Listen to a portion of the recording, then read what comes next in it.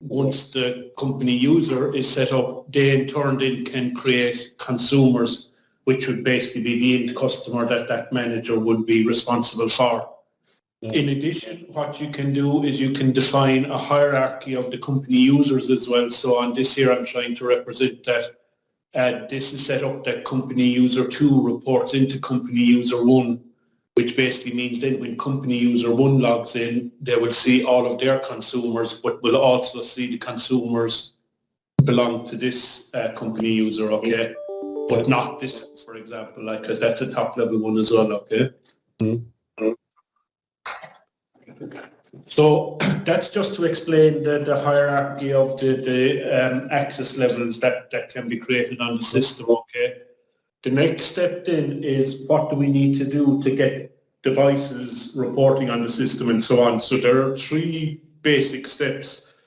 The first step that you need to do, but this is kind of a step that just needs to be done once, is to input what would be your most common tank types, okay? That's just to allow the system to convert what the device is measuring, because the device is measuring the air gap.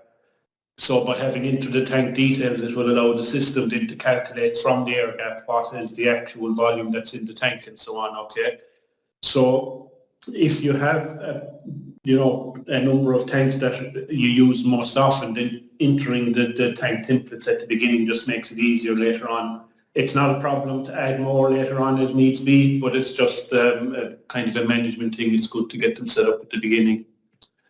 The next step then is you just create your customers. So this is just where you put in the basic information like the name, email address. In fact, that's the minimum requirement, is just the name and an email address. You can then put in additional information such as, their address, what city they're in, the zip code, the time zone and so on, okay? Yeah, okay. And then the third step is when you, let's say, purchase devices from Techelec, you need to import those serial numbers into the system, okay? So at this point now, you have your tank templates defined, you have your customers set up, and you have serial numbers of devices all entered in the system, okay?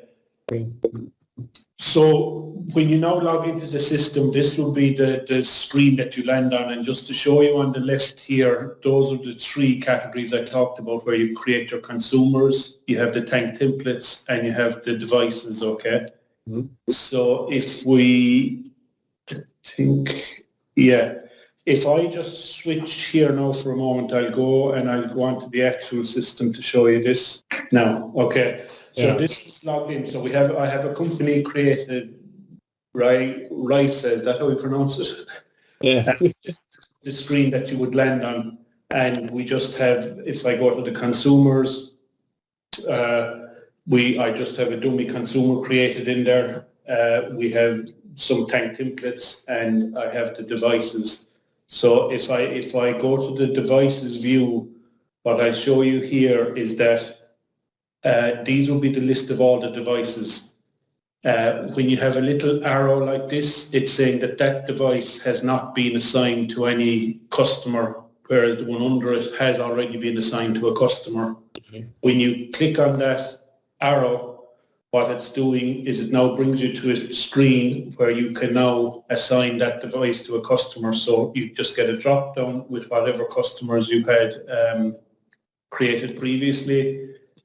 You select from the tank templates you've created and you can just give it a name. So this might be customer 1 diesel tank because, for example, a customer might have more than 1 tank. They might have a diesel tank, a kerosene tank or whatever, okay?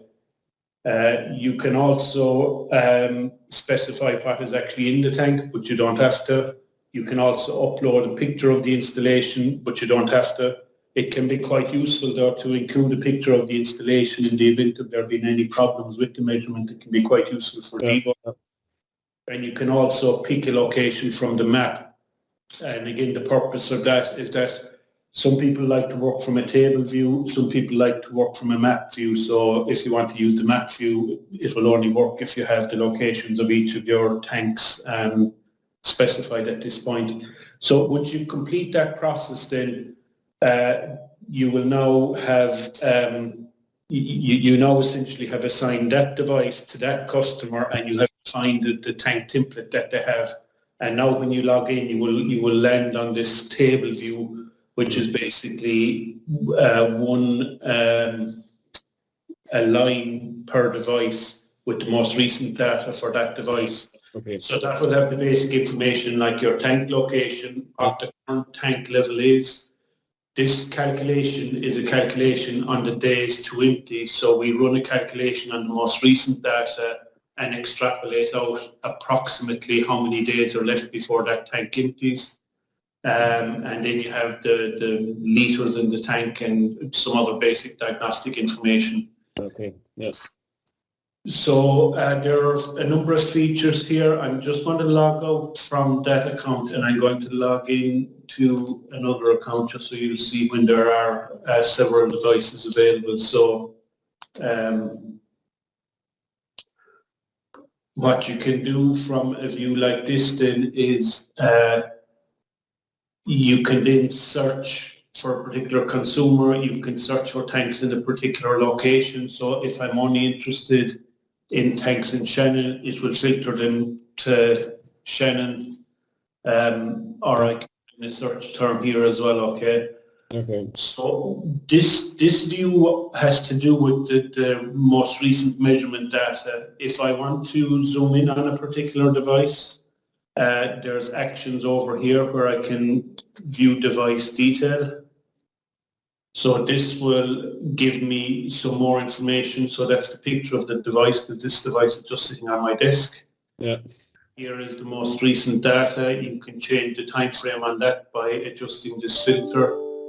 You can do some more diagnostic information to view the received and transmitted messages. And if I click on view historical readings, it gives me in tabular format what all the most recent readings were. So if you were troubleshooting or whatever, okay. Okay. If we then go to the consumer device screen, this is where we can manage the device as opposed, so this would be all to do with the settings on the device as opposed to the previous one, which was to do with the measurements from the device, okay? Okay. So on this screen then, when I go to the device, I have an option here for doing device settings. So to explain what this is, on the device itself, there are a number of parameters that can be configured. So these will control things like your upload schedule, the time of the upload. Yeah. You can configure alarms on the unit and so on. So that's what this screen is for doing here. So for example, this is one of the static alarms. So you could say, I want to create an alarm that whenever the tank level goes below 40%, I want the unit to contact the server immediately. The reason for that is that the most common configuration is these devices would connect once a day in order to preserve battery life. But if you configure an alarm in the unit to say, as soon as you see the level go below 40%, contact the server straight away. So it gives you a good balance between saving battery life by having less frequent scheduled connections and immediate visibility to critical levels in this fashion here, okay? Yeah, okay. You can also set here that when this alarm gets triggered in the device, it will send an email to this email address. Yeah. You can also have it send an SMS message to a particular phone, and we also have Android and iOS apps. And yeah. So that's just configuring the alarms. Over here, we have the different options for the connection schedule. So the most common is to do it every 24 hours. If you wanted to change the connection schedule to say, well, I want it every 4 hours between the hours of 8 a.m. and 6 p.m., you can set those values there and you just save the setting. So it calculates, it encodes the value, and then you can queue that message, which will get sent to the device the next time it connects. I guess that's an important point as well, that these settings don't get pushed to the device. When you configure them here, they're just sitting on the server, waiting for the next time the device connects. When the device connects, then the next time it pick up the setting. Got it. So that is on the device alerts. We then have another type of alert, which is what we call a server alert. So what's different on this is that this will only get triggered whenever the device has contacted the server already. So the response isn't as immediate as the other type, but what it allows you to do is, because the days to empty is something that's calculated on the server, you can create an alert on the server that whenever that calculation, say, returns a value less than 7 days, you can notify via SMS, email, or push notification. Yeah. You can also do a level measurement alert on the server, but I guess the device level alert is more responsive, I guess, that kind of. Yeah, it is. Okay, so those are the main features. I mean, if I was to recap again, I mean, you have your measurement view here, which just shows you all the most recent measurement information, and you're able to drill down then to get more information on a specific device. We have the consumer device view, which is how you configure the device and manage the device, I guess. And that's where you can set the alerts and the schedules and so on. We have the mobile apps so that a consumer can easily see their information, and then the alerts can also push to the app as well as doing your SMS and email stuff. So